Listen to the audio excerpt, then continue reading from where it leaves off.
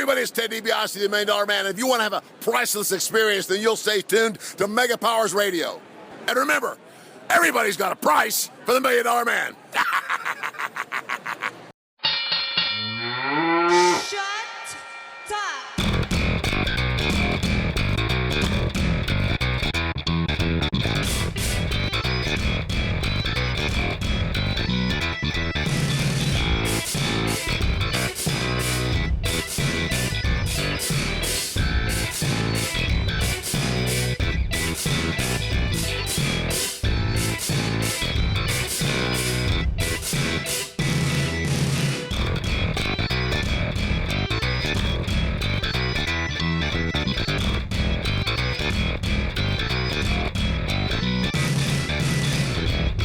What's shaking, Mega Maniacs? It's Monday, August 3rd. We just finished watching tonight's edition of Raw, and it's time for the Monday night tradition that we do every time afterwards here on Mega Powers Radio, the Raw Post Show.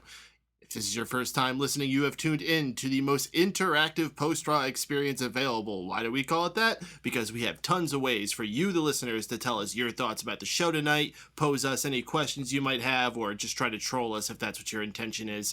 Number of ways you can get yourself involved that I will tell you about in just a moment. But first, I want to tell you a number of ways that you can support this show if you have enjoyed it, or if you're a continuing person to enjoy it. Number one way is to find us on Patreon. That's patreon.com/megapowersradio, or just search for it on their box there. On that website, you can subscribe to give us as little as $1 a month. And that'll help us keep the lights on here at Mega Powers Radio Studios to bring you awesome shows like this one here, All Talk Show, Daceman Show, and other fine programming that we got on here. You can also support us by following us on all the social media networks, and of course, joining us live here every Monday night as we go on after Raw concludes. And if you can't join us live, find us on iTunes, Stitcher, TuneIn Radio, YouTube, and while you're on those places, rate, review, do all those good things that help us climb the charts. And of course, invite your friends to listen, because that's the number one way that we're going to get new folks interested into the show. Now, if you want to get yourself involved rather than just hearing our voices ranting all along the way, there is a number of ways you can do that. The most fun way, of course, is to pick up your phone, be it cellular or landline, whichever one you're still stuck with. Dial into it 760-512-7247. Put you into the queue, and at some point throughout the show, we have a number of callers already waiting patiently, but we promise we'll get each one of you on here at some point tonight. And we'll get you on to do whatever you got to say. You could also do that via Skype, if you don't like using your phone. And if you're the type of person who's shy, that's fine. We got you covered as well. You can join us in the chat room. Shoutouts to Wazili, who got here nice and early. A few guests there as well. Hey guys, register with blogtalkradio.com. Get yourself a fancy nickname there. Hang out in the chat room with all the cool folks there. Also join us via Twitter by tweeting to us at Raw Post Show, or on the Facebook group. The Mega Maniacs is the name of it. Search for it on there. You'll find us on there. We're talking all throughout the week about things going on. I mean, it's not just Raw. There's big news that drops in the middle of the week, as we saw this week with Piper, last week with Hogan. The big news stories going down, and there's always fun conversations dropping in the Mega Maniacs Facebook group. Now, let's get to talking about some of the shit that went down tonight, guys. We are hot on the road to SummerSlam. I think a lot of fun things happened on this show tonight, and I think this is 2 weeks in a row I could say that we have had above average Raws, which really makes it feel like it's a special time of year. So it's great things from WWE. But let me introduce the rest of the hosts here, and let's see what's on their minds about this show tonight. First off with me is the Every Night Delight, Mr. Drew White. And I'm here with the host that could boast the most, Mikey P. I have a lot of toast. That's what I like to boast the most. Yeah, hope you don't roast that toast, because it might not be as good. I like it crispy. Good. And speaking of crispy, we got Mr. Shaun Walker. I should have gone to bed after the Neville and Seth Rollins match, because this Raw almost put me to sleep. Well, if you fall asleep during this show, we'll know what happened. Also, speaking of crispy, we have the Colonel, Mr. Stephen Wago. I don't like that nickname. That guy scares me. Well, you're stuck with it now because of your Skype picture. And oh shit, I forgot. And also with us, Pyramid Head, Mr. Tony Mango. Pyramid Head, I forgot I had that up too. Shit. Good old Simpsons. Oh, well, fellas. He's gonna ask me about that hat? Oh, Jesus Christ, Wago. I am gonna ask you guys about what the number one thing you took away from the show tonight, and with a number of things that went down. I think we may get a bit of a variety here. So let me ask you guys, starting off with Mr. Drew, what is the number one thing you took from the show tonight? Other than Byron Saxon not really ruining Raw for the most part, the one thing I really took away from is the just I don't know, just the championship pictures. I really like what they're going forward, and also the lack of Intercontinental Championship picture because I don't recall Big Show being there's as well as Ryback, and who knows what the Miz is doing. But yeah, I think the number one thing I'm gonna take away is the no Intercontinental Championship stuff, which sucks because Ryback is the man and the big guy. Well, we do know what the deal with Ryback is. I am surprised he hasn't been back yet, but he's not going to be back until he's ready. Big Show was suspicious by his absence.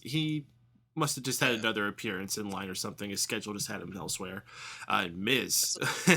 well, we'll get to the Miz. Let's move along here, though. Shaun, what's the number one thing you took away tonight? The number one thing that I took away from tonight is that we don't actually need the likes of John Cena and Daniel Bryan. This roster is pretty beefy now, isn't it? Well, I mean, without someone like John Cena, how beefy can it be? I think Just we're ask the here. people at Arby's; they'll tell you. Bum, bum, bum, bum, bum. Finger How finger big- in. If you can the roster be very Beefy as you fucking want it. to How be. beefy is it, Giuseppe? Fuck you, Giuseppe. All right, Tony, what did you take away from tonight's show? Who knew that Teddy Long got rehired as the general manager? Oh, holla, holla, holla. Tag Team City tonight. Although I Bitch. liked it. Right. I'd buy that shirt. Tag Team City tonight, bitch. Wago, what did you take away? This Raw by no means was anything special, but it was a solid episode of Raw. There was a lot of good wrestling on it, and that's what I take away from it. It was just a good wrestling show tonight. Nothing over the top, and it's setting the foundations for SummerSlam. Indeed. Well, and all you listen out there, I invite you to tell us what the number one thing that you took away from this 3+ hours episode of Raw was. You could do that in the chat room, via Twitter, at Raw Post Show, and all those other means I gave you before. Again, to the callers, we appreciate you being patient. We're going to open up the phone lines as normal around 11:30. We already got a few people in there. As I was saying, if you want to get yourself heard, sooner you call, the quicker you get in. So dial that phone and get yourself on the Raw Post Show here on Mega Powers Radio. Start the show off tonight, guys, with what was the big story this week, the passing of Hot Rod, Roddy Piper, WWE legend, and I don't want to spend all night just talking about Roddy Piper memories because that's already been done to death, and I know we're going to be doing one of our retrospective episodes of Smack Talk this week, but they had a very touching video package tonight on Raw. They did the 10-bell salute on the stage. Everything very classy. The fans responded to it very well. You know, they kept their mouths shut for the 10-bell salute and then cheered really heavily when the music came on. I think this all very well. I have no complaints. Everyone was wearing Hot Rod shirts throughout the night. It was a very proper, that's what I'm looking for, tribute. Yeah, it reminded me of when the Ultimate Warrior passed, and you saw a lot of people with the Ultimate Warrior T-shirts throughout the night. And yeah, that was the main thing I took away from all of it. It was just very respectful. And I mean, Roddy Piper's one of the biggest names in the history of wrestling, so you would expect them to do some type of tribute. And I like what they did for him tonight. Not over the top, but you know, yeah, just to showcase him and everything he's done. And I can appreciate a good tribute. They had a lot of people on the stage. One of the most notable people I saw there, of course, was Vince McMahon. You don't get many appearances of him on Raw anymore. And I'm sad to say this is one that stuck out to me, but I saw Dana Brooke there. That was she doing at the building on Raw? She's been touring with their live event people. Why? Probably just to fill up some space. Like the space around Randy Orton's dick? No, they need to level out the people on the plane. Okay. Dane Quinn saying something here at Raw Post Show. Miz breaking character was really cool and respectful. I'm guessing he is talking about at the beginning of Miz TV, where Miz, he did kind of drop character to pay tribute to Piper's Pit being the inspiration for Miz TV. That was very neat to see. But yeah, any other thoughts from you guys about our tribute to Hot Rod shown throughout the night? I'll tell you one thing. fuck these fans. You don't talk during a 10-bell salute. And they're sitting there, it was like, I don't know, like 6 or something. And they're like, ooh, in the background. It's like, fuck you, dude. This is like so disrespectful to do that. I don't care if you're trying to chant Rowdy Roddy Piper or whatever like that. You've got 10 goddamn seconds. You can't shut up for 10 seconds. I've heard them I get way noticed- worse than that before, though. Still, it's something that shouldn't be done. I mean, you can shut up for 10 seconds when you have a 3+ hour show where you can shout at the top of your lungs. I agree. I'm not saying they can't be, but you know what? It's also different when you have that many people packed into an area, especially when a lot of them have been drinking, and they're at an event that, you know, more than almost anything else you go to live, encourages you to scream and be rude. Like, is there anything else that encourages you to, like, just completely shame people that are performing in front of you? Maybe parts of the circus. I don't know. I've never actually been to a circus, but you're supposed to be laughing at certain people, right? The Like the X lion tamers Factor. and shit. Yeah, maybe like the freak show portion of it. Yeah, sideshows where it's like, oh, look at this lobster boy. Isn't he fucking weird? Lobster boy. Lobster boy. Is he with Monkey Junkie? Oh, Spot chunky. goodness. I didn't like that though. I thought that was disrespectful and unnecessary. It's different when you do like the what chants to somebody who used to be a heel when they're doing the Hall of Fame speech or whatever, but it's like Piper's dead. You didn't do this with Dusty. Yeah, well, this town was a very different town. Actually, does anyone else have anything they have to add about Hot Rod? Because there's a topic I do think we could address. I'll just drop this. Rest in peace, Roddy. Important place in history. I'm not the biggest fan of the guy, but WWE handled this perfectly. Beautiful. The crowd they were in tonight, what was it? Fresno? Or what was the name of the town? I think it was San Jose. San Jose. Same place as Raw after Mania. Mm-hmm. And yeah, It seems like they came back to that place really fast, if that was just where they were for WrestleMania. But yeah, they kept making a lot of allusions to that. And this crowd, I don't remember them being quite like that for WrestleMania. But man, they were so smarky and so obnoxious throughout this entire goddamn night. Like, from the Seth Rollins segment at the beginning all the way through every damn match. I don't know why. They just kept getting on my nerves. I haven't. I don't know. I haven't had a big dose of San Jose, so I really can't say if that's just a smirky town or not. But I never would have I can- suspected it to I be. agree with you. It's not like a huge Yeah. city. You know, Los Angeles is never like that. You know, you get your New Yorks, your Philadelphias, your Chicagos. Even Montreal could be like that. Cleveland. I never heard of any place in California being like that. Yeah, I don't know. I don't know. I think maybe some of you guys might know more about that the whole situation, but I didn't notice it as much as you. I sometimes I really wasn't paying attention to the crowd. If I was always on my laptop and watching at the same time, multitasking, so I really didn't pay attention to the crowd so much. So I really didn't notice anything that was like too out of the ordinary or too like smarky. Because the one thing I really hate is just annoying fans with just like the stupid chants. And I don't think we had like anything stupid like the Randy Savage chants or anything of that nature. But I will agree with you that it was a crowd that I won't say I hate, but I disliked in certain ways. There's only one thing that actually stuck out to me as far as them being somewhat smarky, is that we were chanting "Thank you, Rollins" about breaking John Cena's nose. And to be honest, I pissed my pants laughing at that, so I can't shame them for it. I found it funny. So overall, they were boisterous, but they weren't exactly over the top smarky. We've had a lot worse towns. There weren't like chanting JBL every other fucking second. No, but I think this is a town that got a WrestleMania, and now they think they're hot shit. Yeah. Could be that. Was it built in San Jose Mania, or did they, They built that it in like Santa Monica? They built it Okay. Bay Area was how it was Okay. done. So it was really just like encompassing that whole part of California. Yeah. So we transitioned into our first segment of the actual part of the show, which was Seth Rollins coming out to talk to the crowd by himself, not a full authority promo, just Seth Rollins sporting a brand new t-shirt mocking John Cena's Never Give Up shirt. It says "Never Shuts Up." Very clever, with a little Seth Rollins logo on the bottom of it. They show video of him breaking John Cena's nose last week. When they come back, as Wago said, the crowd is chanting, "Thank you, Rollins, for the work that he did last week." I, I don't know about that.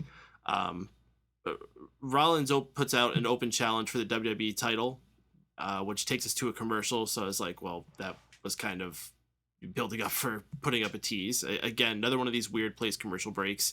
When we come back, he is in the ring with JoJo, who comes in and asks him about the open challenge, and he says, oh, but there is a couple caveats. The authorities said that the person has to be under 6 feet tall and under 200 pounds, which they say basically just leaves El Torito. So they start playing El Torito's music. I'm interested. I'll watch El Torito and Seth Rollins run around the ring for a bit together. But it's a swerve. That's right, Swerved wasn't canceled. We just got moved to Raw. We had Seth Rollins versus Neville instead for the open challenge. These guys had an incredible match. Lots of close calls.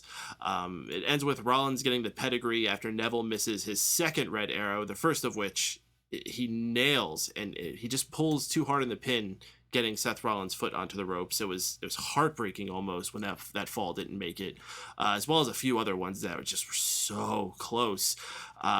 Easily match of the night, and another contender for Raw match of the year, which there's just been so many kick-ass ones these last few months. Props to Seth Rollins, and props to Neville too. If this didn't win him over with a lot of people the backstage, this I don't know what he could do to do that. Your guys' thoughts on this match? Tony, is Neville going to be a bigger star for this? He damn sure better be. Holy shit, this was a good match. I actually, for those who don't know, I keep tabs throughout the whole year now. I learned my lesson from before through different things for the end of the year awards. I wrote this down as a potential match of the year. I really love this match, and I wrote down on top of it that the little spot with the foot on the ropes, that might be one of my favorite spots in the entire year. I know it's not like a spot like, being thrown through a table or anything like that, but just in general, everything about that it was so well done. It was spot on. Like the camera angle, the reaction on the face of everybody. The way that the referee counted just at the right speed for you to I have Seth Rollins on my fantasy league team right now. For a split second, my heart dropped because it was like, don't fucking tell me he's losing the goddamn title tonight. Like, I bought into it 100%, and I loved the whole El Torito Neville switch too, because in the back of my mind, I was thinking to myself, well, there's probably a couple people that are underneath that, like, other than Jamie Noble and Jerry Mercury, or maybe somebody like Sami Zayn's kind of build. I know not him, but I didn't think about Neville at first. I think I thought that maybe he was above 200 because he's a pretty muscular guy. But what a great choice for them to put him in there. I mean, he looks so strong now going into this match with Stardust. He looks like he could potentially challenge for any championship. Like, if they had him 2 weeks from now challenge for the Intercontinental title, I would probably assume that he would win it. The way that what's going on with Ryback, like if we were to find out that he can't defend the title or anything like that, they're going to do a tournament or whatever, Neville would be like one of my top choices. That's a lot to say for somebody who's not been on the roster that long. Fantastic match, top to bottom. Indeed. Fellas, I have to ask you guys, if John Cena wasn't hurt, what would they have done? Would it have been John Cena versus Neville? Do you think these guys could have gotten as incredible of a match? Well, we've seen a match between the two before, and it wasn't like anything that was terrible. And I think even when that match happened, I think we referred to it as like a match of a night sort of thing. But I consider Seth Rollins a better worker between him and Cena, and these two have wrestled before, probably in NXT, so the chemistry was there. But man, it was just an incredible match just throughout the whole thing. It was just amazing to watch, and I wasn't really paying too much attention. I was paying attention the whole time, but I didn't notice when he hit the red arrow, and then when he the legs hit the rope. I didn't even notice that at first, and the commentators hinted at like the possibility that the ref purposely didn't put his hand down earlier when Seth Rollins was pinned. And it was very like one of the closest calls I've ever seen to a 3 call in a while. And I thought that at first I didn't realize the leg was on the ropes. I thought that they were doing a crooked ref type of thing, and I thought that would have been terrible. But man, and just everything that they did in this match was amazing and perfect. I really enjoyed it. Shaun, you think they could have hot shotted this title on the Neville? I would have loved it if they hot shotted the title onto Neville. I'm not gonna lie. When the first time the false finish happened, I was off my seat, jumping for joy. I thought it was a 3 count. Even Seth Rollins Not thought gonna it was a lie. 3 count. I'm not gonna lie. I thought Asians were good with numbers, but obviously this Asian wasn't. Oh my god. You missed me. Wait. But the red arrow spot was amazing, and the way how it ended, that pedigree was fucking insane. So The height on that. Wago, does this stand up to the standards that we've received with the US Open Challenge? Definitely. John Cena has been knocking them out of the park, and these guys delivered also. The first time they battled each other was on Raw as well, and it was a lot of fun, and they outdid themselves tonight, so I'm hoping we get to see... If I remember right, that was the second week Neville was in. Mm-hmm. And it was awesome, and Neville's proved that he's a player, he can work on this level, and the fans fucking love him, so I see big things in his future. As far as one thing I did hear Michael Cole drop on commentary as Seth was heading to the back after winning the match was winner takes all. Well, Seth Rollins said that in his speech. He's challenged John Cena to one more match, but this time it was going to be title for title. I must have missed that, but that worries me. I actually like John Cena in the role that he is. And if Seth wins both titles, that's awesome for Seth and all, but what does John Cena do then? What I was thinking for a while that they would just like do like a fatal four-way of sorts and just make it a 2 falls match, and I still hope that they go that route, even though it doesn't look likely now. So I guess you guys have never heard of a fucked finish. I was just about to say that. I wouldn't be surprised if they did a fucked They finish. will absolutely do a fucked finish. And you know what? It's not going to matter because they don't have to have the title match be the main event. And yeah, that's, they've gotten out on this one. It's just a shame that they're going to do that at SummerSlam. Well, it's all about how they do it and what it sets up, because, this could set up a great feud for both guys afterwards. So, yeah, definitely. It just depends on what they do. If it's just going to be lol, Seth Rollins gets away with the authority thing again, I think I'm going to shake my head just because I've seen it too many times. So Sheamus cashes in and wins? Oh, gosh. Oh, God, no. I am actually kind of high on him right now. So does Sheamus win both titles then? No, really. If they had that happen, God damn it. That would be such a dumb loophole if that's how they worked that out. Wow, I really hope not.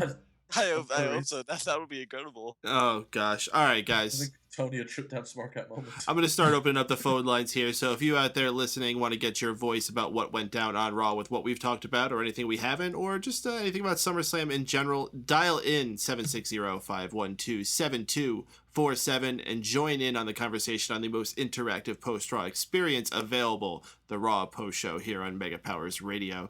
We're going to open up our first call to caller from 646. I believe this is our friend Aisha. Is that you there? Yeah, what's up, guys? We're all doing absolutely tremendous. Aisha, how you doing? I'm doing good. Yeah. What'd you think about the show tonight? Just enjoying summer. I thought Raw was okay. Yeah, like I said, there's been good wrestling. Not much build to SummerSlam. Well, we got like a lot of weeks ahead, but yeah, but we saw things moving forward tonight. What were the standout parts to you? Well, definitely Cesaro and Kevin Owens, and I'm calling it now. That match is gonna probably steal the show because come on, it's Kevin, Teen, and Claudio back in our original. Yeah, it's only a shame Tyler Black couldn't be in the match. I'm looking forward to that match. Nothing. Johnny Moxley. John Moxley. Yeah, I'm definitely looking forward to that match though. I just hope that doesn't end up being a pre-show match. Hopefully, now that they have the 4-hour show, that's not going to be the case. You're going to say something, Drew? 4 hours. Anybody? 4 hours. It's too much. Oh, they do 4 hours for WrestleMania. I think it'll be fine. And in that case, I'll almost definitely skip the pre-show. So. Yeah. We I won't be surprised to have a 2 hours pre-show. We didn't get to see Undertaker tonight, but we did have Brock Lesnar, who just stood there on a platform. Zach, got you excited for their match? Mm-hmm. I guess a little bit, but That's the power of Brock Lesnar. I really don't know. This feud is just so complicated because I don't know. It wouldn't make sense for Undertaker to win, but then it's just so complicated. Like I don't know. It's like I said, like last week, it's up to WWE what they're gonna do. I don't know. It's a very tough spot. I almost think that you have to have Brock Lesnar win. He's a guy who is your probably, I would say, your biggest draw through your whole company. And Undertaker's cool and all, but I don't know. I'm one of those times I'm just happy not to be on that end, and I could just sit on the side and just watch and have fun. More on the show that we had tonight. What did you think about that Seth Rollins Neville match? That match was really good. I really thought Neville was gonna win, but I knew it was like, nah, you think? Come on, they're trolling us. Like, you think WWE's gonna give Neville the title? But would have been cool because Seth Rollins has been sadly booked as champion, but WWE. But they put on an amazing showing. It's like Neville just continues to amaze us as fans, and looking good. All right, Aisha. And with the feud with Stardust is okay. What was your high point and low point for tonight's Raw? High point definitely Kevin Owens and Cesaro, and low point is Barrett.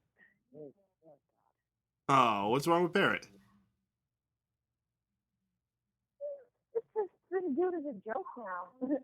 He's not a joke. He's a king. He's a joke.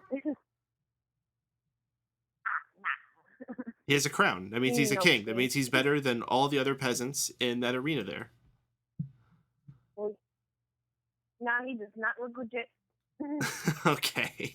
All right, Aisha. We got a lot of other callers here on the line we need to get to, but we always appreciate getting you in here on the show. Always welcome. We'll talk to you again another time.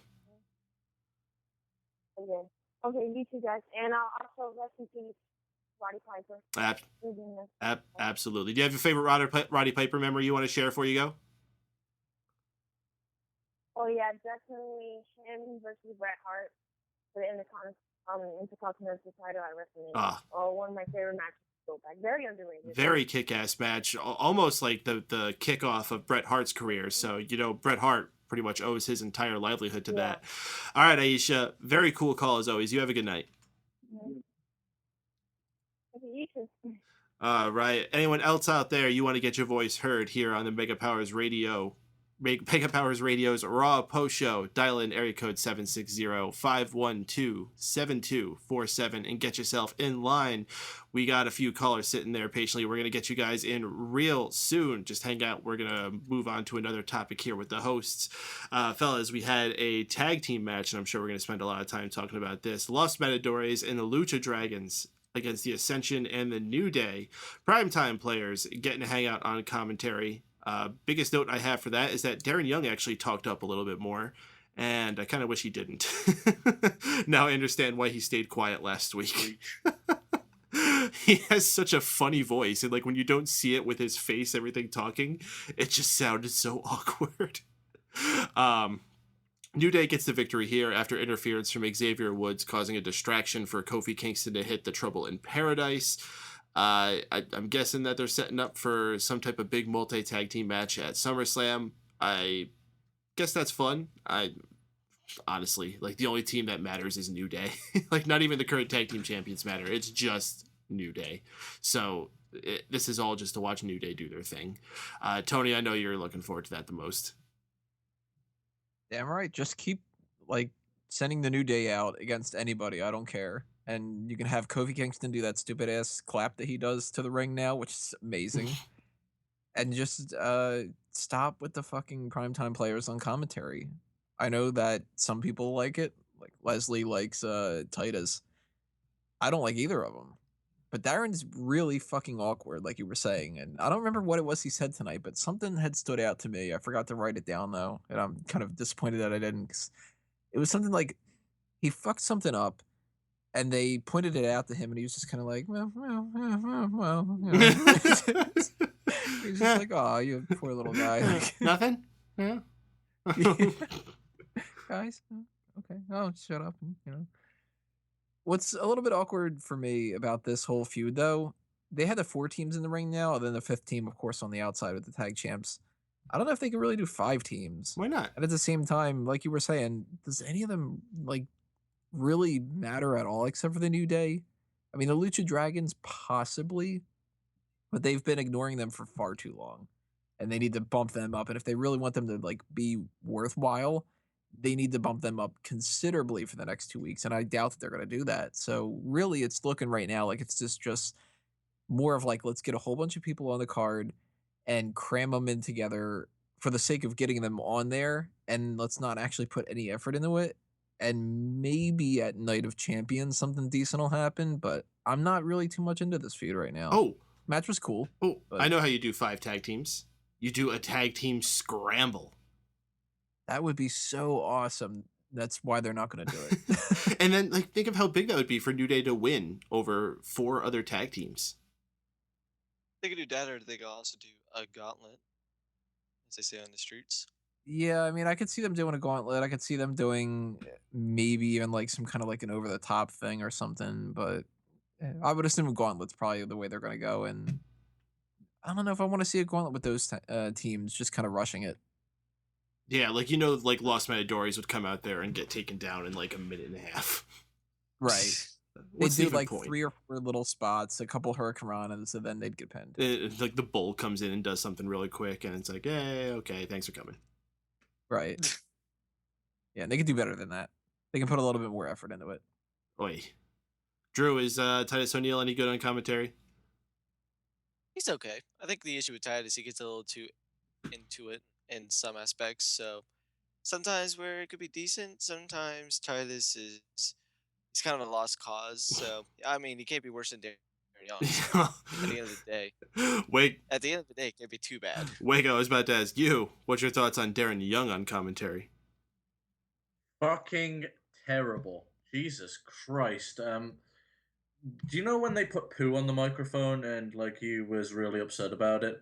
Can they just put shit on his commentary mic so he doesn't talk and he just kind of flinches away from it the whole time? I thought you were gonna make an allusion to him being shit on the mic. Like, can they just call that segment Darren Young? Oh. Yeah. Good swerve, Darren. Oi. I'm going to pull something off our Twitter. Again, anyone out there who wants to tweet to us, go at Raw Post Show is the handle that we got. We got Dane Quinn, good friend of the show, tweeting to us. No way that a guy will hold both titles. Speaking, of course, we were talking about John Cena and Seth Rollins going title for title. He goes on to say, Sheamus will cash in either at SummerSlam or the Raw after, no later. So I guess this is becoming a popular opinion that Sheamus is going to somehow be the man to walk out with the title either at SummerSlam or around there. I mean, is this possible, guys? Nope. No. I don't think it's possible, but I like I said, I wouldn't complain if Sheamus somehow were to come out as a WWE champion the next pay-per-view or 2. I'm a little higher on Sheamus than some of the others here. Ours. So it might be a little biased, but definitely said I ours. was hoping, guys, we don't have to bring that up. Come on, let's get past that. But yeah, like I said, Sheamus, he's a lot better than what he was a few years ago, so I can't really complain from that. And he's been putting on good matches recently, so I'm not Tony here, who's just not gonna watch Sheamus because he's biased in his opinion about Sheamus. So I'm gonna give him. I think he's got a shot, guys. Come on. Indeed. You better not fucking win the title. All right, guys. I got a special guest coming on here. Someone who hasn't been on the show in quite a while. I know you guys have really missed him.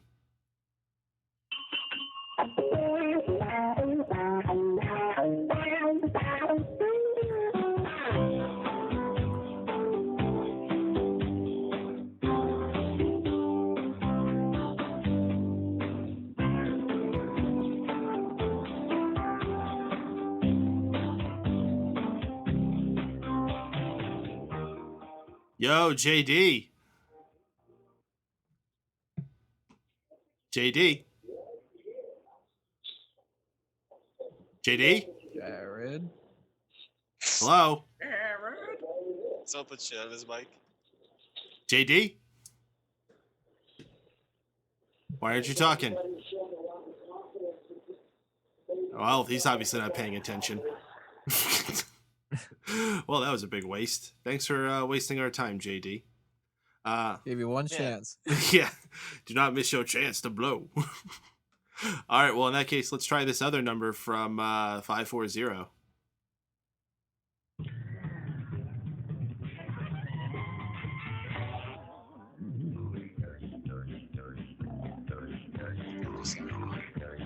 Oh, I know the lyrics for this one. Fat douche, fat douche.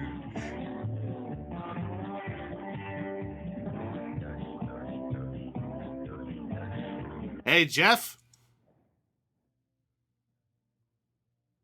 Jeff? Jeff? Hello? They're both giving you the middle finger tonight. Yeah, what a waste.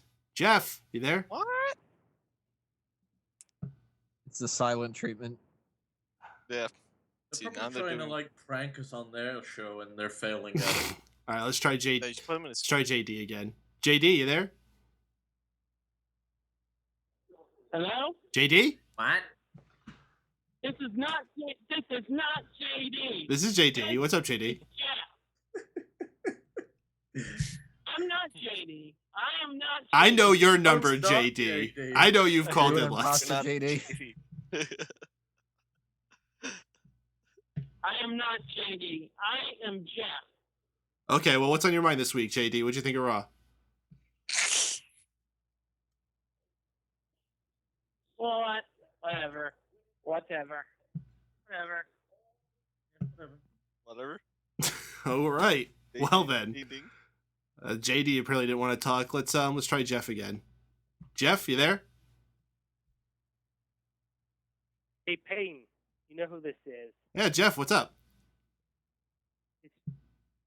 No, it's JD. It's Joe? Your nightmare.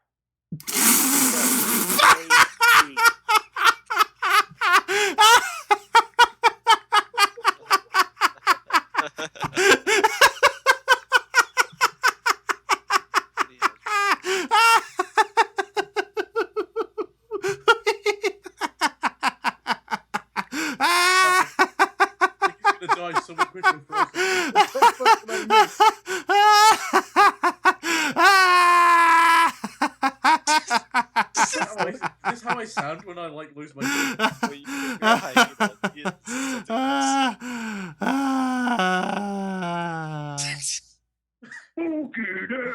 All right, well, that was a fun couple callers. Continuing the conversation here, fellas, we had a tag team match between Divas, the Bella Twins, against Charlotte and Becky Lynch. They had a really, really fun match, I gotta say. It felt like this match went about 20 minutes. Every Diva showed their stuff here. No one could call the Bella Twins slouches. They held their end in this very well. Charlotte gets the victory with the figure 8. I think the biggest thing of note we're getting out of this is that the team for Charlotte, Becky, and Paige have finally come up with an official name for themselves. The Submission Sorority. Very interested to hear your guys' thoughts on that name. Tony, you're a person who's very big on names. What's the deal with Submission Sorority? You know, the first thing I thought of when they spit that out was just... But... after they said it a couple times, it's not too bad. They could have done better, for sure. But it's a hell of a lot better than just Team Becky Lynch and Paige and Charlotte. That went on for way too long. I think I'll grow to like it. And I think, unfortunately, I'll grow to like it right around the time where they stop using the name. Like, it's going to take that kind of long, and then they're just going to get rid of it, because I don't see this team sticking around for many, many months. Like, the Bella Twins team isn't going to be around forever. Alicia Fox is going to go off and do her own thing, and Team Bad's going to split up at some point anyway, too. But, like, I can't see the three of these women all uniting and stuff like the Shield did, where there was like 3 years or whatever. Mm-hmm.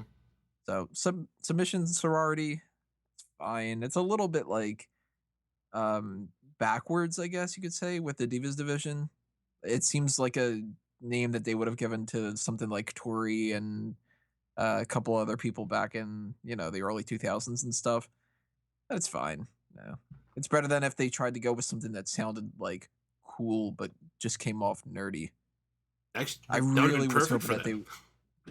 Well, I was really like nervous that they were going to go with Team Revolution. Everybody kept referring to them as that, and I was just like, that is so fucking bland and dumb. I can't stand it. Mm-hmm. So at least submission sorority, it's got a little bit more of an edge to it. I'm curious to see what t-shirts they do though, and if it can have all three of them come out in sorority schoolgirl stuff. Yeah, now we're talking. All for it. If they go with the sorority gimmick, you know what? They just gotta do like the Greek letters for their like first names or something like that. Oh, there you go. Is there like It'll probably look stupid, but a variation of it that kind of sounds badass? I don't know. I'm not up on my Greek letters. I know Omega is awesome. An epsilon or whatever is stupid. So they can't use that. Yeah, but there's a phi in there. It's close to pi. they all drop to Z. Lord Zed. Shaun. Jello. Is Becky Lynch gonna be a standout in this? Because she honestly was the weakest person in this match. If I had to pick somebody, I don't think she is. To be honest, I just don't like this. I was a fan of it when they brought all of them up. do you think it's not allowing anyone to get a full exposure of themselves? Like everyone's just kind of like stuck in the With all mix. this tag team and shit, I don't think they've utilized their talents enough. Like, we've seen enough of Charlotte, yeah. Happy days. She's Ric Flair's daughter. Woo. Figure 4, all that jazz. It's actually a figure 8. I'm hoping this shtick is gonna finish up around Survivor Series. That's what I'm hoping. And then everybody just breaks off and do their own thing, and Becky Lynch will challenge Paige to the fucking Divas belt or whatever. I don't fucking know. But I'm just over this tag team bullshit. The only one of these that really seems like a team is Team Bad. Like, they're the only ones I really get this impression that they're a unit. Am I the only one in that? I don't know. I kind of look at the belt. Maybe Nikki and Brie as a team. And Yeah, Nikki and Brie, but then Alicia Alicia is just like this person they just brought along with them. Mm-hmm. Yeah. I have a hard time believing that they have any unity because I don't believe anyone can be in a room with Naomi for 5 minutes without wanting to slap her. Yeah. And I see, I got the Seriously. opposite way with team whatever the fuck it is, submission sorority. I think that seems really forced. That's what I don't like about it. Their friendship seems forced. Not as forced as fucking Charlotte with the woos. Oh my gosh, especially in that one like pre-match promo they did in that little box. She might as well have just gone, whoa, whoa, whoa. Everybody. Woo. I'm Ric Flair's daughter. That's You know what I'm gonna do next? Woo! I You don't guys even do remember it what she with had me. said, but it was something like pointless. It was just kind of like, yeah, like we're gonna win that match. Woo! God, yeah, it just, wasn't even like in she her hit a good outfit. zinger. Like if she had hit like No. a really good line, then it might have been cool. But like, Or wasn't even like enthusiastic, where like Ric Flair would go fucking nuts, and he would just be like, oh shit, oh my god, fucking woo, woo, woo, oh, I had a heart attack. Oh, and shit. fuck, I'm bleeding. Yeah, like, and she's just kind of like, hey, Woo. it's interview time. Okay, woo, and I think it's Becky's turn with her Nickelodeon outfit on. Yeah. those were odd colors. It was like purple Yeah. and yellow, or purple and orange, or something. It was great green. Green and pink, purple. I believe. It was green and pink. Pinkish purple. Whatever I it don't is, know, she let's ask looked like she was Cesar. out of 1990s Nickelodeon, and it was fucking stupid. Let's ask Wago. I mean, all these O names. Yeah, I maybe really he liked knows her what gray it and is. gray outfit. Well, that is what she debuted in. I really liked her grey and grey outfit. Woo.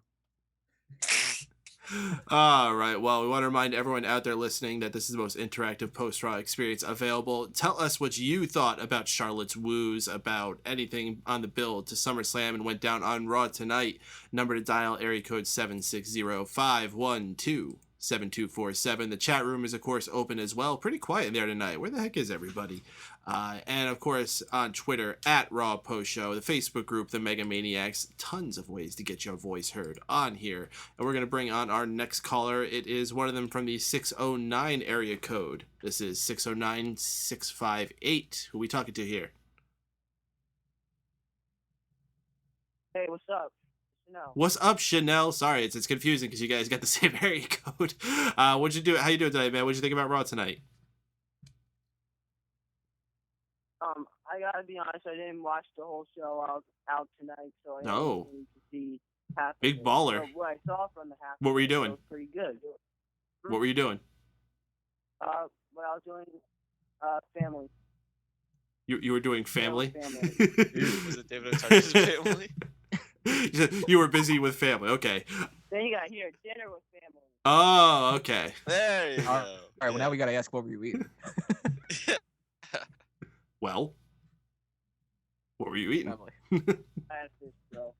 What'd you think about Raw? Of what you saw. Okay. From what I saw of it, I thought Raw was pretty entertaining. Paul Heyman did another good promo for Brock Lesnar, setting up the match pretty well. Mhm. And the Divas match was pretty good between Paige and Naomi, and the main event was decent. It was decent. That's a fair analysis of it. It was decent. Are you feeling the hype for SummerSlam? Actually, yeah. I'm interested in what's going to happen with Brock Lesnar and Undertaker. It's hard to predict who's going to win because Undertaker needs to redeem himself. At the same time, you have to keep Brock Lesnar looking strong. And for the WWE title match, you never know. They may have John Cena hold the belt again. They could always do that at any time. That's the thing about John Cena and that title. So I've been asking the callers tonight, do you have any like hot rod memories? Any memories of Rowdy Roddy Piper that you want to put out there? His match versus Ric Flair was my big one. Which one was that one? And all his, I think it was in 90, 92, 91, maybe. Okay. That was on one of the early 90s Starcades. So you talking about that one? Say again? You talking about, I think it was on one of the early 90s Starcades, I think you're talking about. Yeah. Very cool. Yeah, I'm not sure. All right, Chanel, your high point and your low point for tonight's edition of Raw. My point was Heyman's promo. I thought that was pretty good. And the low point, because they didn't really have one. That's always a good thing when a show is good enough that you don't have something that's a low point. All right, Chanel, we got some other callers here. We're going to keep moving. Oh, what's up? Can I say something? Absolutely. I saw your Divas and Superstars knockout tournament. Yes. Yep. Want to talk about that? Absolutely. Got any thoughts on it? Yeah. Who you rooting for? I think Sasha Banks is pretty hot, guys. Yes. Yes, vote for her over Lana. Yeah, I think Sasha Banks is absolutely a favorite. She is adorable. She's got the looks. She's got the skills. She's got the personality. She is just on fire. I don't see many people being able to beat her. Right now, she's going up against Lana, and the last time I checked, it was pretty damn close. I just double-checked it. Lana's winning by one vote. Get out of here, people. Head to smarkoutmoment.com. Find the hottest divas and superstars and vote for Sasha Banks on that. And also vote for Fandango. He's winning right now, too, I think. Good. Really? Yeah, but he's beating Roman Reigns. I know. I didn't get to do the episode this week, but as much as it pains me, I would actually go with Fandango over Roman Reigns. You know, are you voting for the men's tournament too, or just the women's? I seen both. I think Roman Reigns should win. Sounds weird enough, but yeah, Roman Reigns should win the whole thing, I guess. So you're predicting Sasha Banks and Roman Reigns to win both of them? The whole thing? The whole thing, probably Eva Marie and Roman. Oh. But I want Sasha Banks to win. So you're going for the two-peat for Eva Marie. She won last year. I got to say, I finally got around to watching Eva Marie's re-debut on NXT, and she looked damn good. that woman, she if she can keep going on the track of getting herself better in the ring and more comfortable on the mic, she may have quite a career for herself if she can keep going. I would love it if she could prove all the doubters wrong and throw it all in their face. All right, Chanel, we got to keep moving along here. Happy we got some talk about that, though. You have a good night, man. All right. You too. All right, let's see. Looks like Jeff's calling back in. Let's see what he got more to say. Jeff? Jeff? Hello, guys. Hey, Jeff. What's up, dude? Nothing. What's going on? Which is just hanging out talking about Raw, man. How you doing? I'm doing good, actually. You know who this is, though. Oh, is it Silent Wind of Doom? John Steele!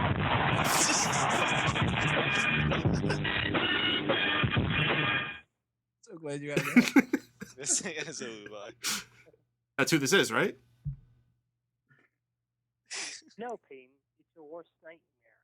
Oh, so it is. It's his worst nightmare. John Steele!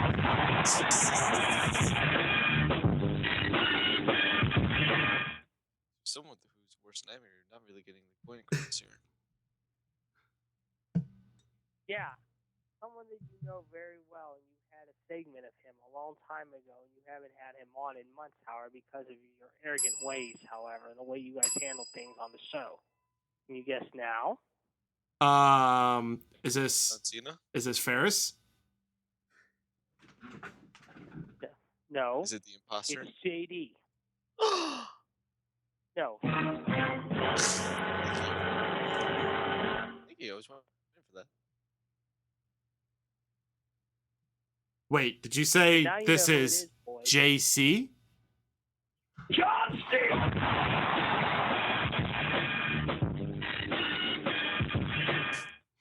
Clever. Yeah. Aiden. Funny guy. Yeah, I agree. So is there like a point to this call? The point is, however, you shunned me, however, and kept me off your show for 4 months, however. Oh, you counted? You did not take the call.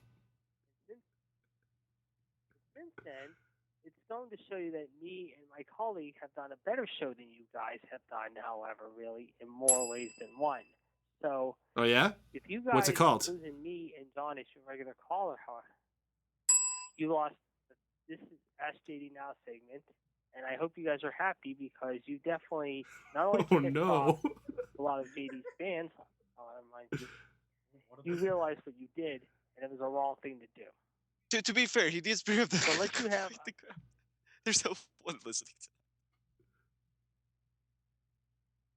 that. Yeah. What's your show name? My show? What's the show name? No, no, not your show. Not WCW. totally. Not. I'll tell you what. My show is WCW US Raw. Ding-a-ling-a-ling. Yeah, well, I've done better than you guys on Mega Powers because you guys totally screwed the pooch in a lot of ways. Well, the pooch was willing. But boys have this relationship. I'm supposed When the to. pooch was willing, however, you had a chance to keep JD, like it did me on the air, but yet you screwed it all up. Oh no. All arrogant that, however. And you lost a lot of fans, however, who had asked JD anything, however. So you guys kind of. Oh no, not ask JD anything, however. I know. I think. Unless you have a question for Worse. Ask JD anything now, I just want to let you guys know. John Steele!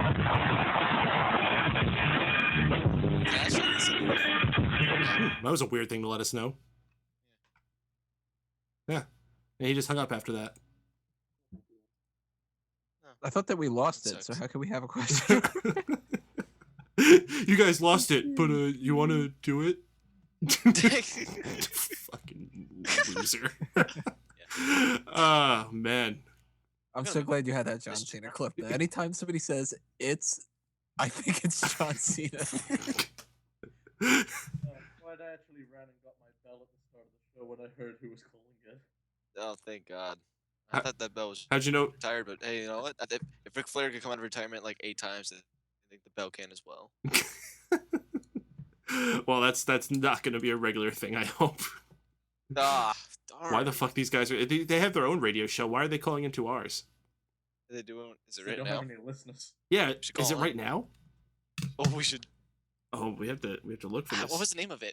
Something like WCW. I don't know. USA, All I heard was cricket, cricket, cricket. Let's see what is on.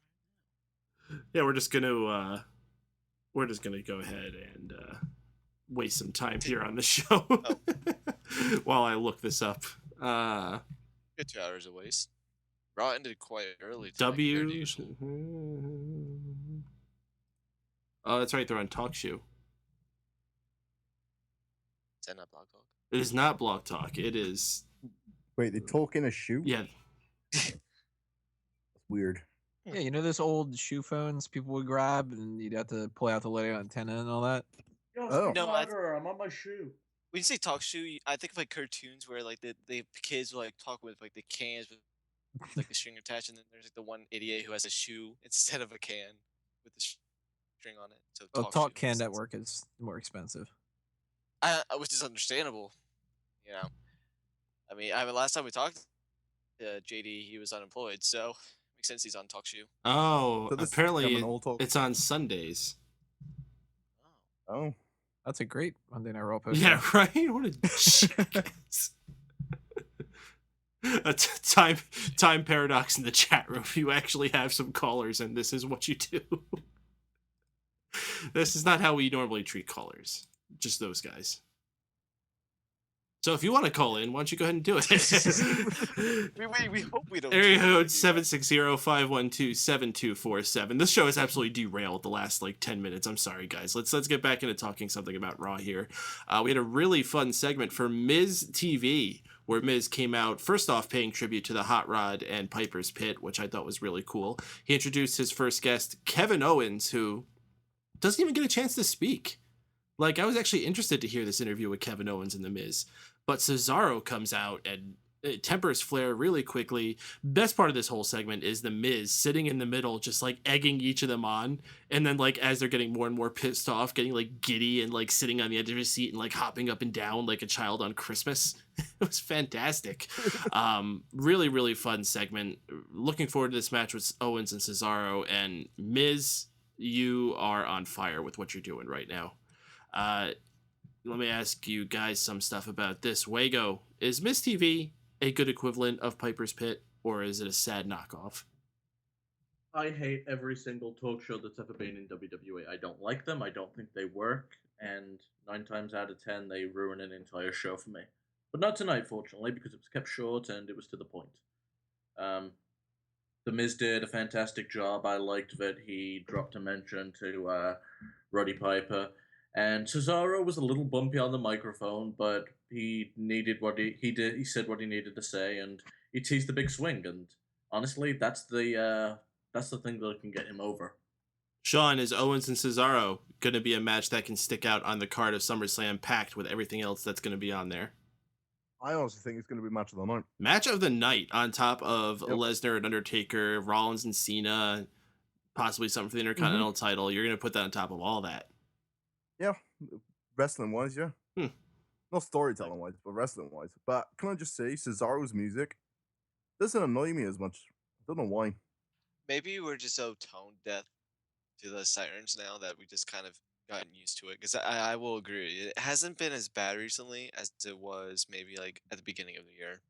All right, this is weird because I literally wrote down a note that it didn't bother me as much tonight. Yeah, it started to wear off on me, but I still wish could have a different theme. Just grab someone who's not using it anymore. Like, Drew McIntyre's or fucking Zach Gowen's. There's been some awesome themes which aren't being used anymore. At least he's not using the one that Layla and Tyron used. I need a boy and shit. Well, shit, why does he just come out to Roddy Piper's music? He's not going to be using anymore.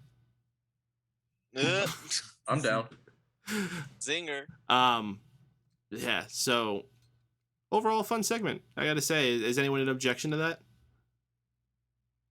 No, the only disappointment of the whole segment is that the Miz TV sign above the stage is defunct, which is very sad. But overall, good segment. No, nothing to complain about. And Miz's face, gold. Did Owens call Cesaro Cena? Did he? I thought he called him Claudio. I wasn't sure if I had overheard it or misheard it or anything like that. I thought the first time he referred to him, he said something like, "Well, Cesaro's jealous." Oh, he might have done a slip like that. I do remember him doing some kind of slip with his words. Yeah. Yeah, he's Canadian. Mm-hmm. One thing I want to bring up, has the Walk Owens walk thing been something Cesaro's been doing for the past couple of weeks? No, but he should definitely keep pushing it because that can catch unless on. he's done it on SmackDown. I don't recall him doing it on Raw. That was actually one of the biggest things to take away from this promo. That line was actually getting people to chant it, and he's not a big promo guy, so he could use that as a crutch during this feud. Yeah, and he needs crutches because he sucks on the mic. I didn't think it was too bad. I think we're being a little harsh on him, and you know that whole brass ring. He has 2 to 3, yada yada yada. He didn't do too bad, and he was able to hold his own out there, which I thought he absolutely held his own. The only thing he had trouble with is getting his shirt off. Oh, that was really awkward. It was just like, God damn shirt. What? And these shirts are too. I would have just fucking ripped the buttons at that point. Yeah, I was coming into play in these type of things because like you just got to know that like, oh, I'm going out to the wrestling ring, man. Maybe I should wear something that's not a button-up shirt and like pants like Triple H. That's the only thing I could think of the entire time because he struggled. Well, we can't all be Kevin Owens and just not change clothes ever. If you were Kevin Owens and you were cutting a promo next week or on SmackDown or something like that, wouldn't you kind of bring it up and be like, well, how am I going to beat you? I mean, I'm not a shirt or anything. Think about Kevin Owens. Every time I see those shorts he wears, they just look like $5 shorts you get at Walmart too. And it makes me laugh every single time. You know who I would like? And I understand. You know who I'd like to hear burn Cesaro up for the shirt problems is Rusev. Rusev has some good jokes, that kind of stuff. He brings props too. Well, speaking of Rusev, we had him in a match against Mark Henry tonight. Very short match. The return of the Rusev squash matches on folks. He finished the match with one of his kicks, which I think he's done once in a while before, but in general, he still has stuck to the accolade. This is the first I can remember him really finishing a match off with that. Whether that's going to be a move he starts using more, if he just used it because Henry was a big guy, I don't know, but it's good to be versatile and have different things, especially now that he's wearing the boots. His kicks can be a little more impactful, right? So, makes sense. Other than that, boring Raw squash match. Shame, Mark Henry actually deserves better, I think. He's a veteran who's been there a long time. He should be taken a little more seriously as a force. I mean, this guy is a former World Heavyweight Champion. The whole Hall of Pain thing. He should at least put up a fight, Just give him another promo where he cries again. Apparently when giants cry, they get pushes afterwards. Apparently. To be honest though, like he does have a good like super kick, if you want to call it that, or just a regular kick. It's a nice kick. It so is. I want to complain about him being using it. And I recall him having a match with Mark Henry earlier, like last year when they were doing a USA versus Russia thing, and I recall him like trying to lock an accolade, but it looked terrible. So maybe that it's just a one-off, but if he were to use something along those lines as a finisher down the line, I wouldn't complain. But I imagine would Mark like if he Henry does- is not a very nimble dude. He is not a subscriber of DDP Yoga.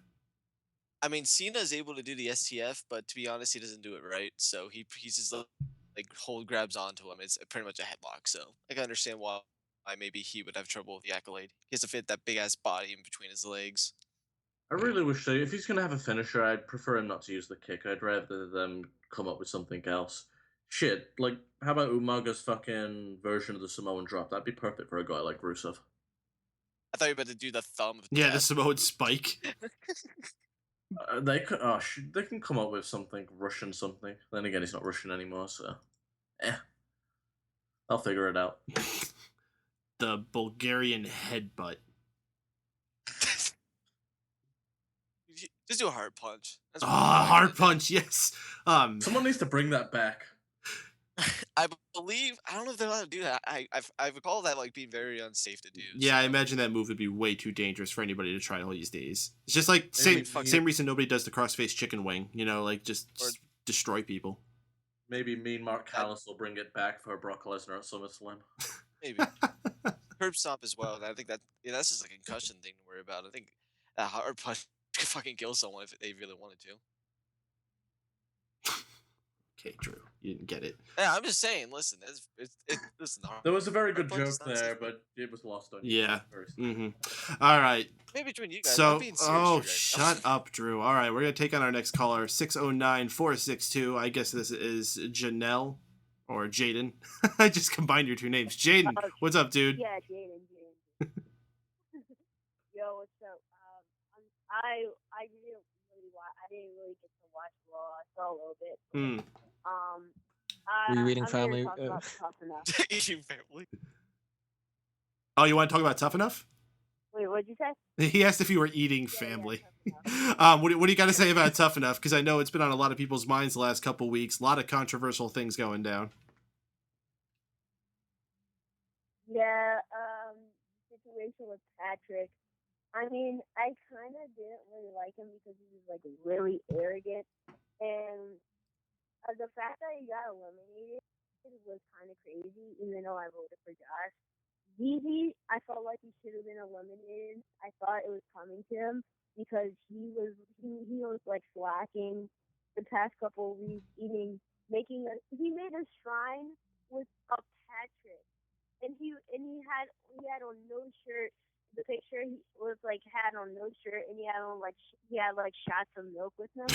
That was so creepy. Sounds creepy. And like DZ just needs to go home. Like I understand his charisma and everything. Like go home. Like go back to wrestling. What is it? Gators? Yeah, Gators.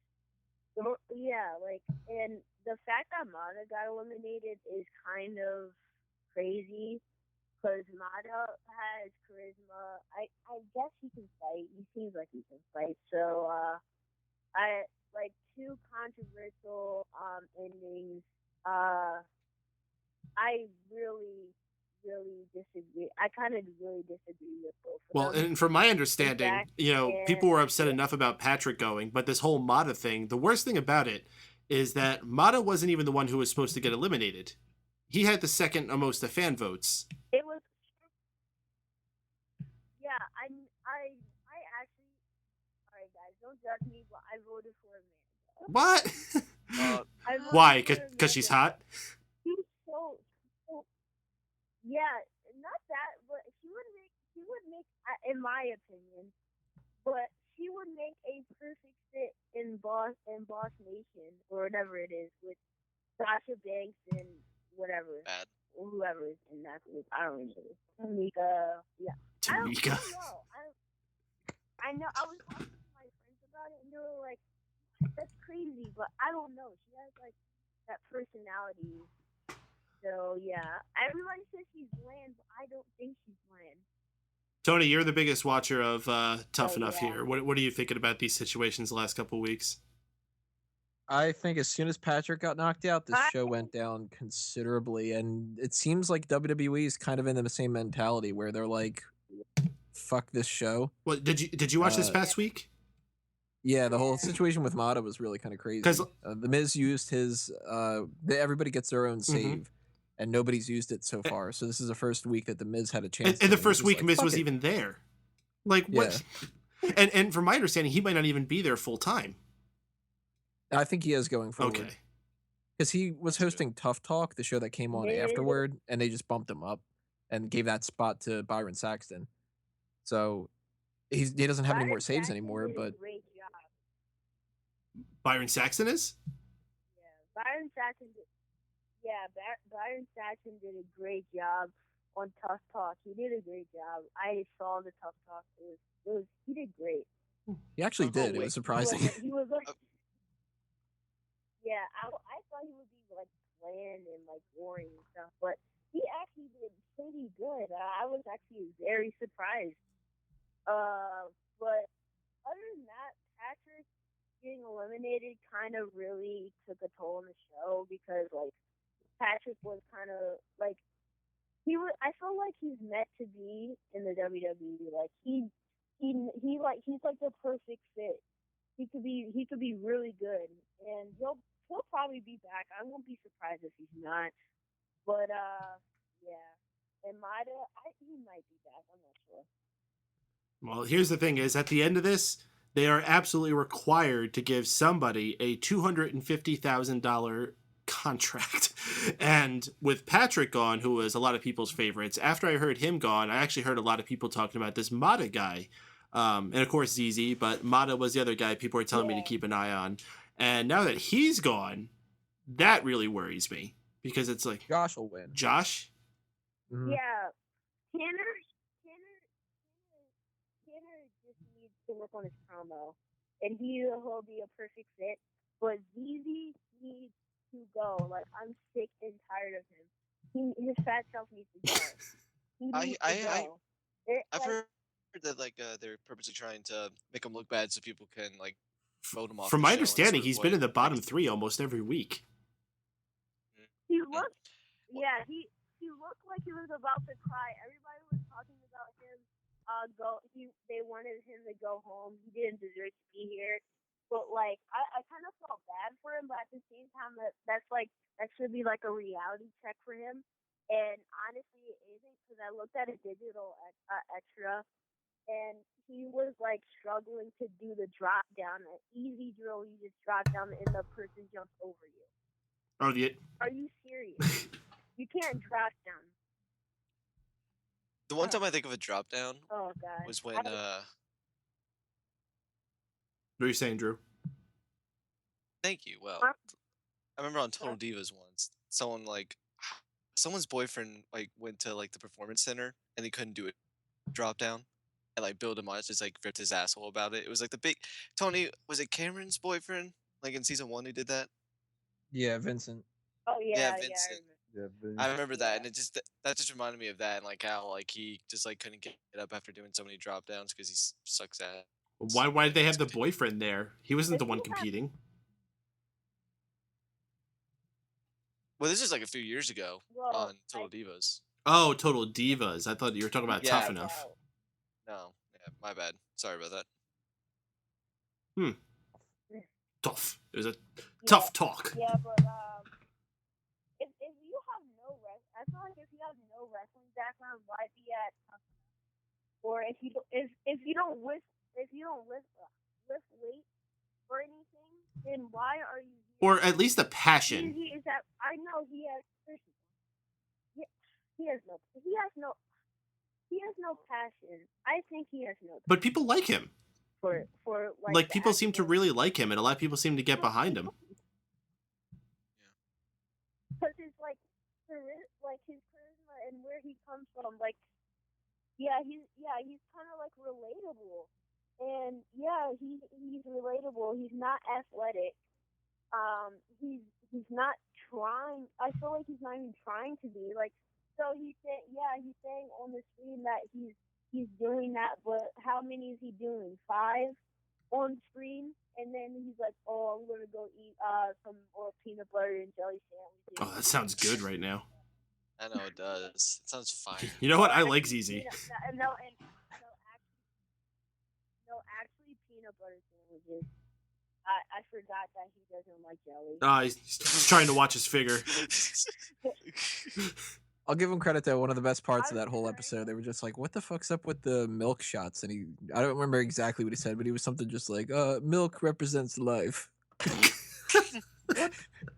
be fair, man. ZZ's there to like. Were you saying, Drew? He's there to what?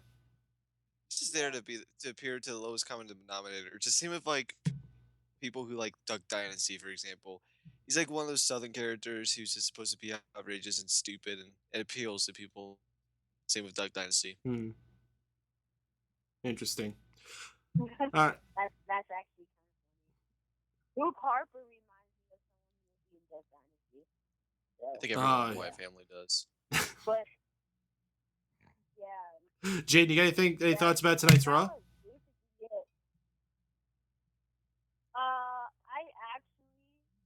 I watched a little bit. I saw the main event. It was It was aight. And the match between It's aight. Was it Naomi and and Naomi and Paige? It was that was pretty good. I actually liked it. I wanted Naomi to win, for her to look kind of like stronger and like more looking more like a heel. Mm. But of course, Paige ultimately comes out and wins. So I mean, probably I forgot the promo with Brock Lesnar and Paul Heyman. That was pretty good. Actually, he's looking good in good shape for SummerSlam, and he's probably going to win ultimately because Undertaker. I don't know. I guess they want him to look stronger than so. I don't know. Yeah. We can go on to see Seth now. I mean, Undertaker ain't gonna be doing anything else anytime soon.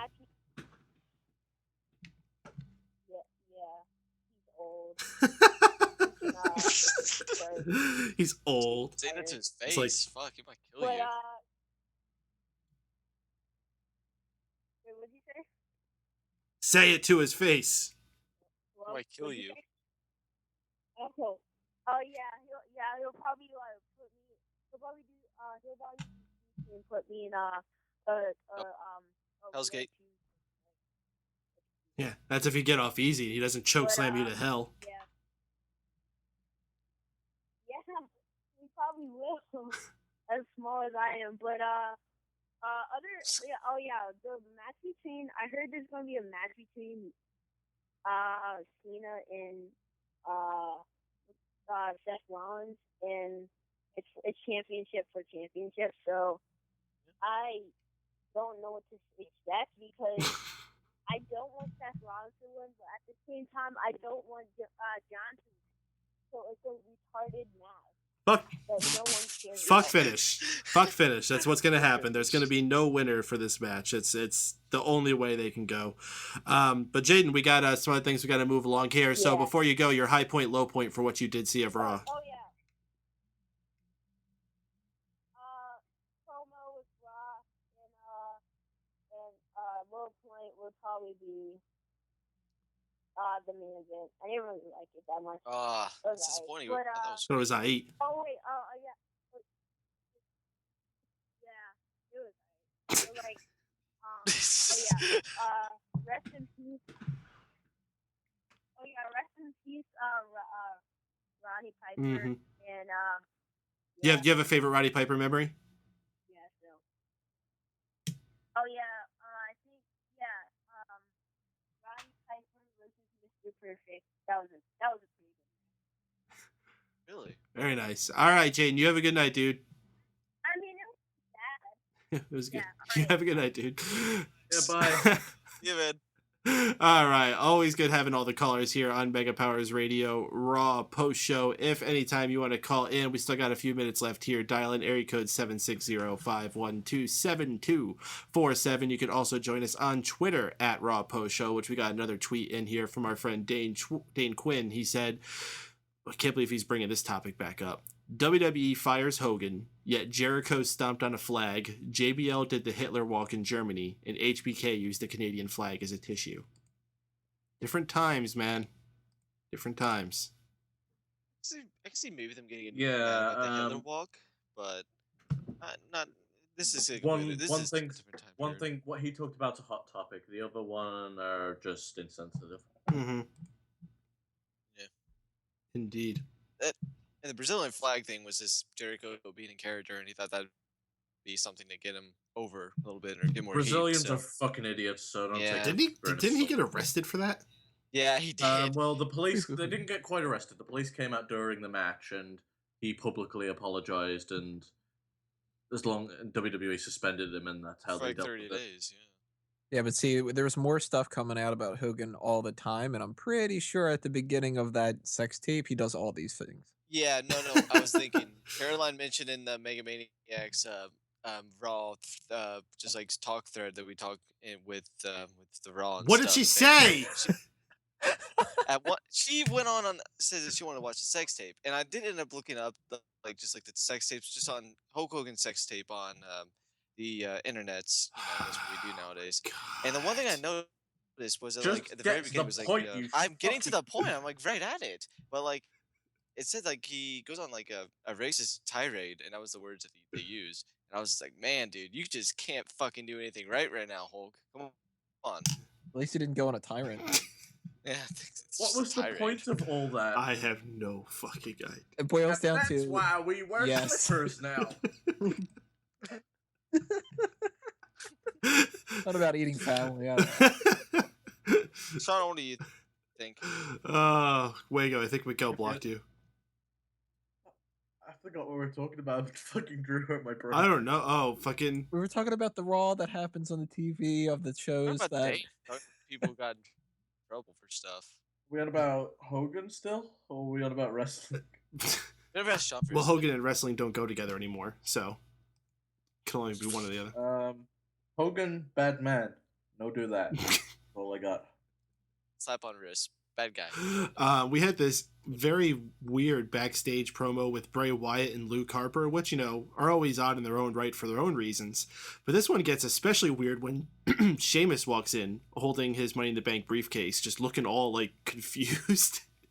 And then like he just kind of joins in on their promo, and it was just so like odd. It's like Sheamus like walked into the wrong room, and it's like, wait a minute, this isn't the janitor's closet. Oh, wait a minute, it is the janitor's closet. Why are you guys in the janitor's closet? We like the thing is with like the Wyatt family like promos they always do. It's like a mysterious place, and like where are they at when they do these promos? And apparently Sheamus can fucking find them like it's nothing. So I thought that was completely strange. Also, you mentioned it, just like light music that they were playing in the background of this promo, very ominous. Very. I didn't hear it until I turned my TV up, but it was like a wind whooshing, and there was like this very faint humming and these like echoey drums. It was really cryptic and creepy, and I liked it. I don't know if they've been doing this for a while, but tonight's the first night I noticed it. I still didn't notice it, even after you guys had pointed it out. Go back and watch it. I think after us mentioning it, you'll be able to notice it really easily. But I noticed it right off the bat. At least like the drum part that you mentioned, Paden. You know what I would have liked to have seen? How Sheamus, every time he does his entrance, he starts saying that, what's it, like, Rav Bella or something? Whatever the fuck he says. I don't know, but every time he does that, the lights come on. If he would have done that backstage to see where the hell they're filming it. I thought this was cool, though. It was like, especially when Orton did it later on with Reigns and Ambrose. Felt a little old school to me. Like when they used to have like the Survivor Series teams of all the guys around together doing their promos. Yeah, that was awesome. I love that. Like having Reigns and Ambrose together is something we've seen quite a bit. But then Orton pops back up, and it's all like, "Oh yeah, we're all a team. We're gonna go kick some ass." Like I don't know, I liked it. I thought it was cool. Sheamus in a different environment. Orton in a good mood, apparently, according to Ambrose. Yeah, what was it? Nice little part too, where Reigns was just like, "Oh, me and Crazy here," and he was just like, "What?" He like grilled looking at him for like 10 seconds after he said it. He was like, "Dude, hey, fuck you, who you called crazy?" And what was it he said about Randy Orton? He said something like, "Oh, look, he's finally in a good mood." Oh, he's finally got a good attitude for once. Nice. I thought this was awesome. I like that a lot. Yeah, they were both lots of fun, and like it's cool to see people in different environments like that. Like Sheamus in that lighting and that creepy background. Like that's not a place you normally get to see Sheamus. Mm-hmm. Kind of like almost kind of makes me want them to change him and make him another member of the Wyatt family. Why the fuck not? Well, when he popped out, I'm like, oh, discount Eric Rowan. Discount Eric Rowan, more like a better Eric Rowan. As much as I don't like Sheamus, it's still true. Well, I don't want to jump into that main event just yet, but we'll talk first about Wade Barrett versus Zack Ryder. Very quick, short match to keep King Wade Barrett looking strong, I suppose. The only really note I have from this is that Zack Ryder looked like he was dressed like the Bumblebee Man. And there's the same thing. Like, All right, Triple H. yeah, I guess since Ricardo least Rodriguez his is gone, we moves- need a new bumpy man. At least his moves are more energetic than fucking Charlotte's. Charlotte's. Yeah. Yeah. How do you say Man. woo woo woo in Spanish? Rude. Woo. L woo. El woo, el woo, el woo. That was terrible. Anyone have anything they want to add about this? I mean, this was basically just a segment filler for Wade Barrett to get some exposure. I turned to Jana as Zack Ryder came out, and I'm like, oh, Zack's on TV for once. He's losing. Yeah. Mr. Chris Dace from the What's the Daceman show must have been very happy to see Zack Ryder on TV, and then he must have been devastated to see him lose to Wade Barrett. Yeah, All I right, feel so I bad went for on him every Google time he loses. Translate. Woo woo woo, usted lo sapa.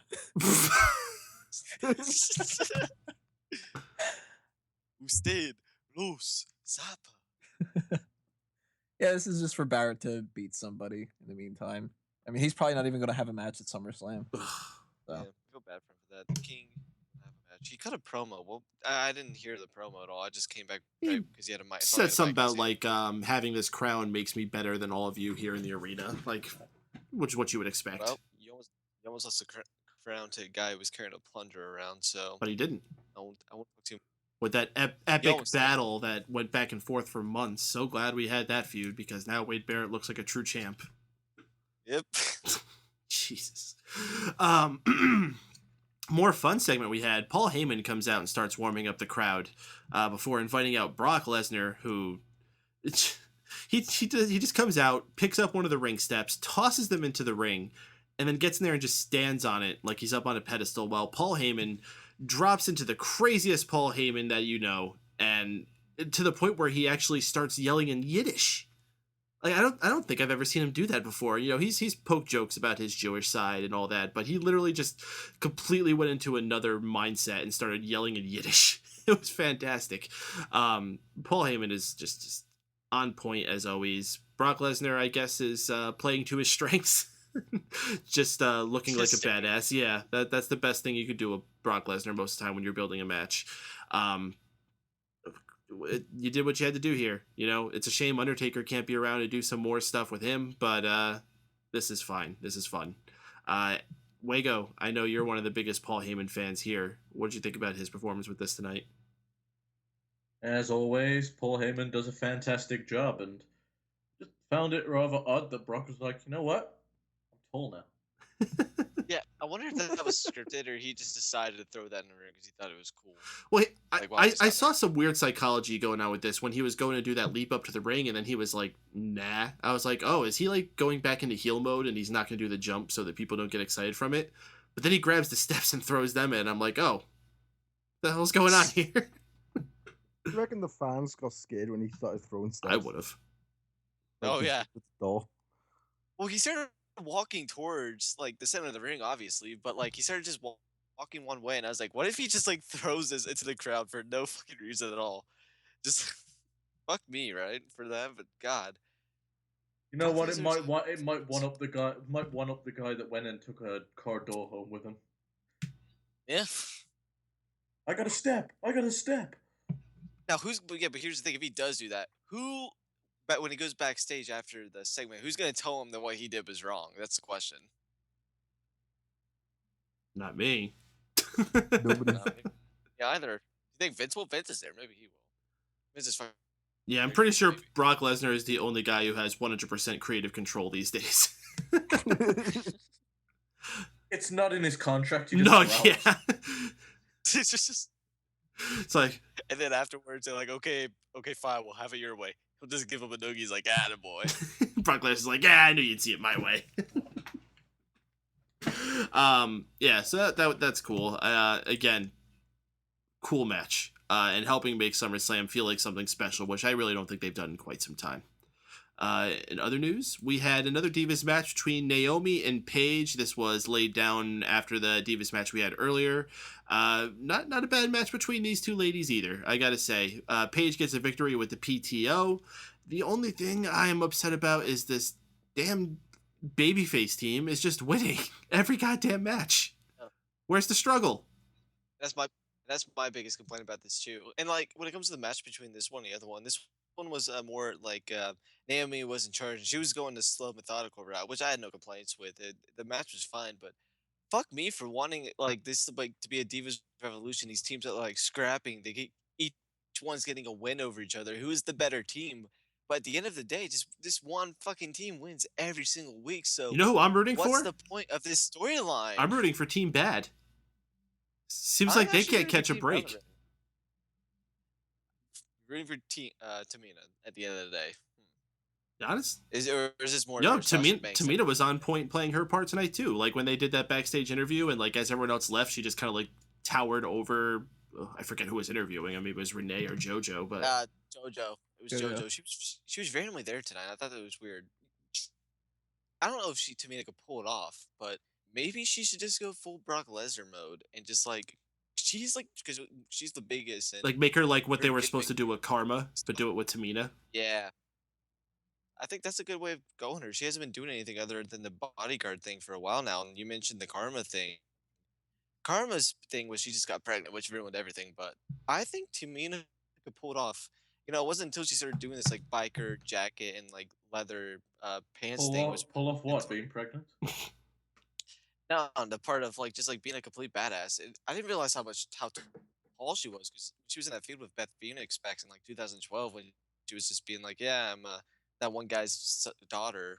I was just like, yeah, she's kind of tall and she's kind of big, so why not? Well, good input, Drew. Wago, I know you were one of the biggest supporters of Naomi. Is she in a good spot right now? Like, in my opinion, I think this is the best she's ever been in her career. She's not in a bad spot by any means because she's part of arguably one of the biggest stories, at least. Stephanie McMahon's put her stamp on it, so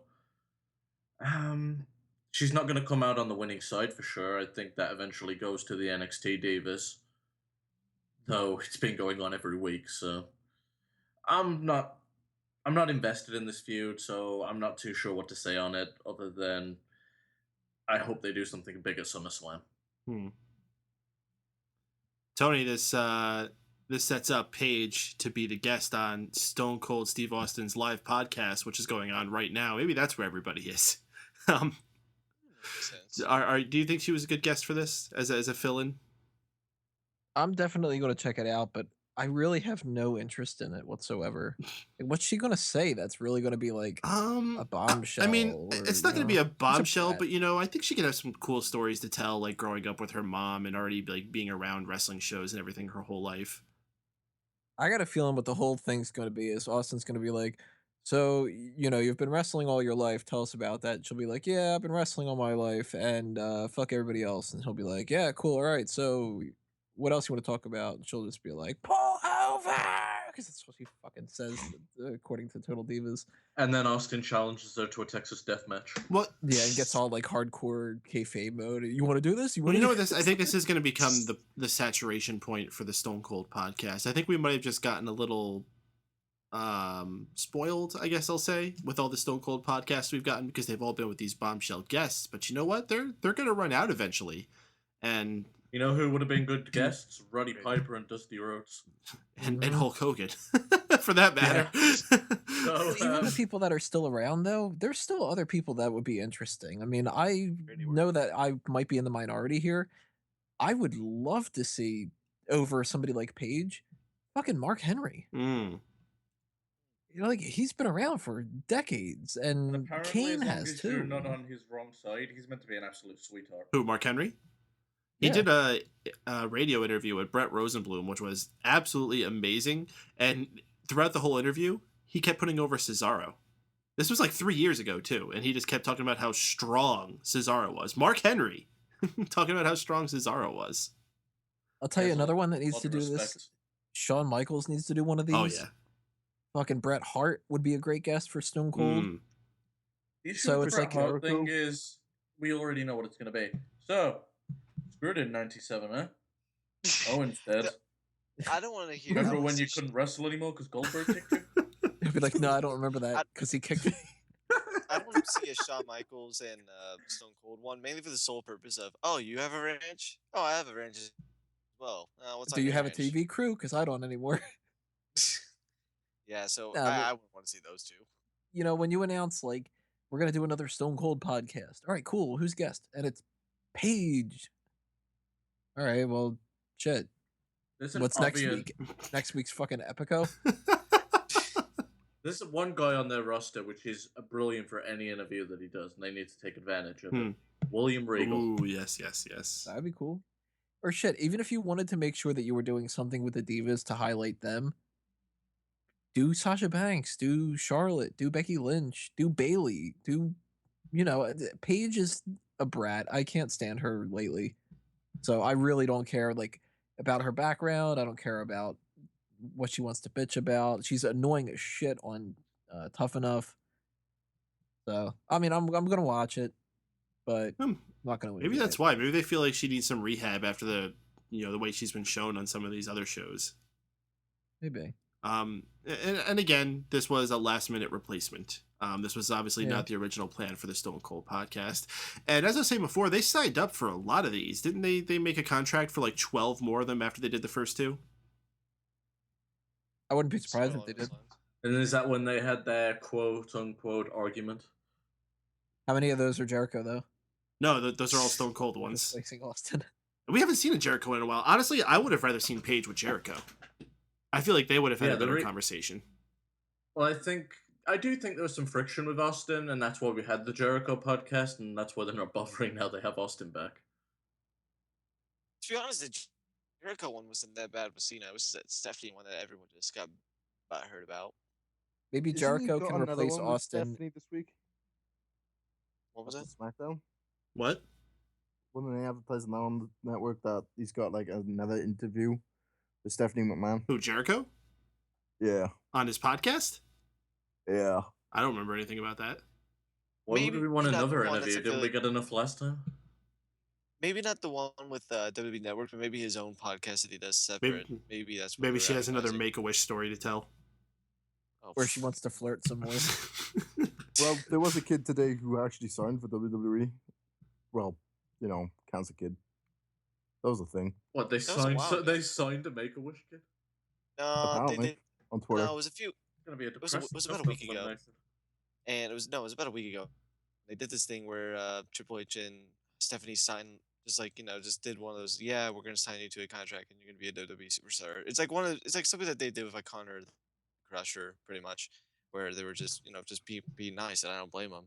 They look good. So This is finisher the Wishbone. Jesus. Did you see the Wishbone? So we had a main event tonight of a 6-man tag match playa featuring Bray Wyatt, Luke Harper, and Sheamus going against Roman Reigns, Dean Ambrose, and Randy Orton. For all the meaningless tag match main event jokes that you can make, this was a very fun match. They did some really cool spots throughout, especially this one exchange between Dean Ambrose and Luke Harper that really stuck out to me, where they went out of the ring, and I don't know, just everything about this match flowed really well. Everyone had good chemistry, and it was a lot of fun. In the end, the babyfaces won. Roman Reigns hits the spear, and the show goes off the air with all of them raising hands like bros. Surprised they didn't all start hugging each other. Maybe they did, and I just missed it. Tony, what'd you think about this main event? They've been having a lot of tag team main events for months, years, whatever. And usually by that time of the night, I'm a little bit tired of it and I don't want to see it. But I like this match from, what we were given. I like what we had for a setup with the promos ahead of time. We were talking about that earlier. I thought it was just all around, kind of fun. I don't know if they're really going to be looking back and go like, well, that really set up SummerSlam, because it kind of doesn't too much. But if this would have been in the middle of the card, I think it would have been worse, sort of. Like, they had more energy behind it being in the main event, and I liked it. I thought that it was a good way to end the show, and at the same time, we've got a lot of heavy stuff on this episode with all the Piper situation. So it was fun to just have, like, these 6 guys go out there, they fight each other, babyfaces win, celebrate the end. This is the second week that they've done this in a row too, where like the babyface team came out on top, and it just ended the show like that. It wasn't like no promo or anything afterwards. So I thought that was kind of interesting. And yeah, the Piper death, makes it so everyone wants to leave on a happy note. I understand that, but makes me think in the coming weeks we might be seeing a lot of heel. I don't want to say it, but like maybe something more uh aggressive stuff. Maybe more promos and night, especially on that go home show. So, well, it was a good main event, and one of the better parts of the night overall. Enjoyed it. Wago, any thoughts? Yeah, I absolutely loved tonight's main event. I thought they did a great job, and I think part of the reason why I was so into it is because they actually built it through the night. It wasn't just a brief mention in a small video package. They each set of teams got their own promos in, and somehow I was invested, and something which I doubt I would be normally. They've been doing a lot of these recently, with the babyface teams winning, and just a heavy focus on wrestling being the main event, and I think it works just a lot better. If you don't have a really dramatic segment, which is gonna want the people to tune in next week, at least send them home happy with a decent match and a babyface win. Yay, happy. Shaun, you have any final thoughts about this match? I didn't watch it. All right. Well, I think that's going to wrap up our talk for Raw. Then we're going to start doing the final things here. I'm sorry, guys. I totally flaked. I did not get a favorite commercial this week. I honestly just wasn't watching the commercials. I had a lot of other things I was doing around the house. So anytime it went to a commercial break, I was running downstairs or taking care of something. It's an amazing Roman Reigns one. Oh, that was a good commercial where like they had like bloopers. Okay, we'll give it to that. I did catch that one. That one was pretty funny. Good call, Drew. You saved me on that one. Where like there was the chick like swooning on Roman Reigns. The one with Caroline. Yeah, the one with Caroline. Caroline. And then they like dropped the mic on his head. That was a fun one. All right, we'll go with that one. All right. So then the next thing we have to do is who said it? Where I ask you guys, who said this line on the show? Okay. And no, it's not Hulk Hogan this time, Tony. All right, so guys, who said it? Ooh. Oh, was that the Miz? That was the Miz. Sure, that's not Hulk Hogan. Yeah, no, that was when Miz was trying to egg on the two of them. I forget, one of them said something, and the Miz just like, ooh, and what you got to say about that? And the weird thing about that was it was like something like he made an insult, like if you're like surrounding two people who are having like a rap battle and you have the guys that go, oh, he just goes gay. That was Miz's version of Kofi, like getting all excited when like Big E drops a bomb. Yeah. So that's all I got for this week on the Who Said It. So we got one last thing to do, and that is the good, the bad, and the ugly.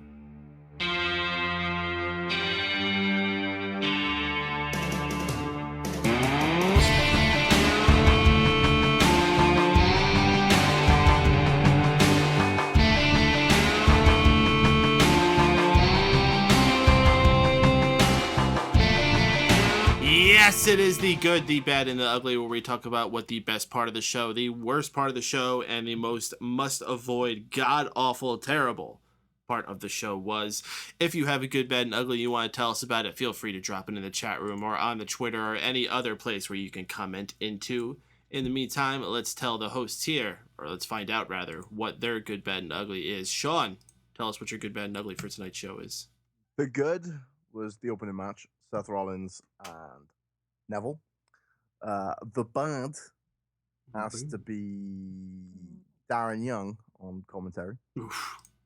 And the ugly has to be Charlotte's man-arms and her woo. I don't like how freakily long they are. I don't know. They are long, right? Like Drew tried to call me crazy on that. No, she has freakishly long arms. She's like Stretch Armstrong. Yeah, you definitely tried to call me out in that in the Hottest Divas tournament. Yeah, now I'm picturing just like a giant horse head with hawkishly freaky arms. and there's Charlotte. That's weird. I don't remember that. I believe you. All right, Drew, you're good, bad, and ugly. My good definitely has got to be the Adrian Neville Seth Rollins match. It was a great way to start the show, And at one point, I thought we were gonna have a new WWE champion. So they fooled me. So that's probably my best of the night. Even better than good. It's gonna be my great. My bad. I'm gonna have to give it to the divas in general. I don't like this idea of there having this storyline of like a revolution, but one team's just dominating just right now. And unless they're gonna do this thing in the next couple of weeks where it's gonna be more even, or another team just dominates, I'm not into it, and I haven't been into it for a few weeks now. So that's gonna be my bad, and my ugly. It's gotta be Darren Young on commentary. Someone put some poop on his mic for crying out loud. For fuck's sakes. Oh God, Wago, you're good, bad, and ugly. So Seth versus Neville is my good. My bad is Darren Young's commentary, and the ugly is that Roddy Piper's no longer with us. Oh, very touching, Wago. Good ugly. Tony, you're bad. You're good, bad, and ugly. Good's going to be the opening match and the whole setup for the situation with Neville and Seth Rollins. Awesomely done, very good, especially the foot on the ropes part. That was just great. My bad, I was going to give it to Austin because not only is that thing with Paige not interesting to me, but there was also one shot that they screwed up during the night where it was like, guys, we got to tell you right here, Stephen Amell, and it goes da da da da. But instead, I'm going to give it to Time Paradox in the chat. And the ugly, you don't talk during a 10-bell salute. Okay. Sorry, I was looking at Time Paradox. Yeah, I was like, wait, what'd you say about Time Paradox? Like, oh, okay. Oh, okay. Yeah, he must be one of JD's butt boys. He must be one of his goons. One of his goons. By the way, shout out to Shaun for the good, the bad. The bud. He always says it like that. Just goes into the Robin Leach voice. The good, the bad. I've been saying that for the past minute and a half by myself. Better than the gird. The gird, the bud. The bud. Gotta figure out something for ugly now. He's gotta be the Bod News Barrett. Bod News Barrett. Before we get lost on this, my good, I am also going to be giving to the Rollins and Neville match. Awesome job by both those guys. The bad, I am giving to Charlotte's woos. She keeps doing them. They're going to move into the ugly, but the ugly this week I have to give to Zack Ryder's Bumblebee Man outfit. Who the hell let him go out to the ring looking like that? Woof. All right, guys, that's all we got for tonight's edition of the Raw Post Show here on Mega Powers Radio. Before we go, we got a few minutes left, and I'm going to let the host take that to tell you a little bit about some other things they got going on in their lives, because if you enjoyed this, you might dig those as well. Shaun, what's good in the world of Shaun? Oh, nothing.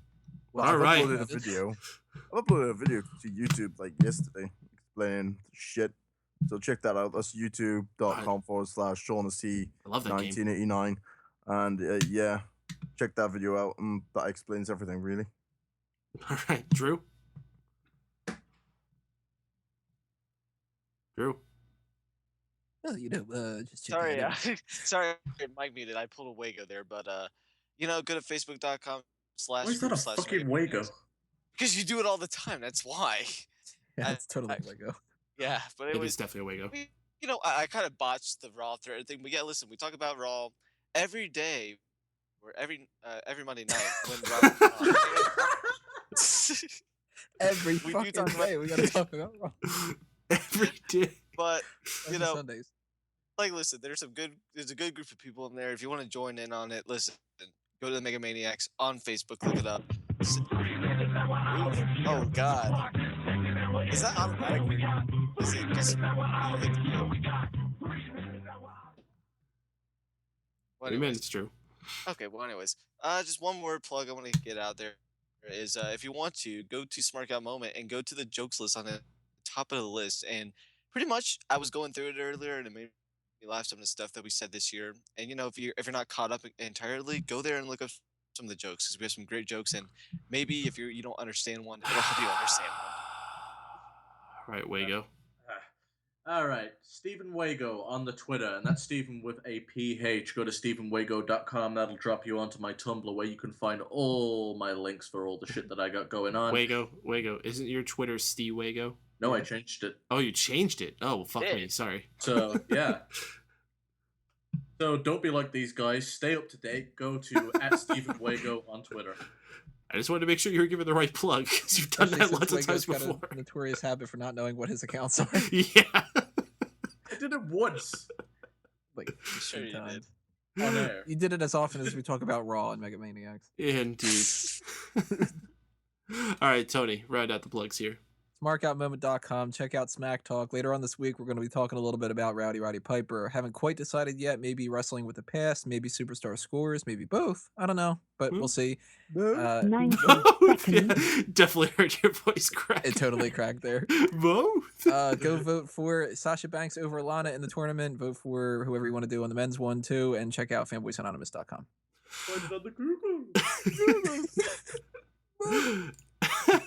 All right, folks. If you enjoy this edition of the Raw Post Show here on Mega Powers Radio, be sure to join us every single Monday night following the conclusion of Raw. Tune your browser to www.megapowersradio.com. Listen in, participate, call in on the phone lines, join the chat room, tweet to us, all that fun stuff. It is the most important and fun way that you can get yourself into this show here. But if you can't do that, you can join us on this. You can subscribe to us rather on iTunes, Stitcher Radio, TuneIn Radio, YouTube, and you can easily find links to all those at smarkoutmoment.com. Again, though, the number one way that you can support us, find us on Patreon, patreon.com/megapowersradio for as little as $1 a month. Help keep us bringing you all the cool things that we're doing, like the show you listen to tonight. That's all I got for you guys. We're only got about 20 seconds here. So for Tony Mango, for Stephen Wago, for Drew White, for Shaun Walker, I have been Mike Paden, your host for tonight's Raw Post Show on Mega Powers Radio. Have a good night, be safe, and we'll see you on the flip-flop.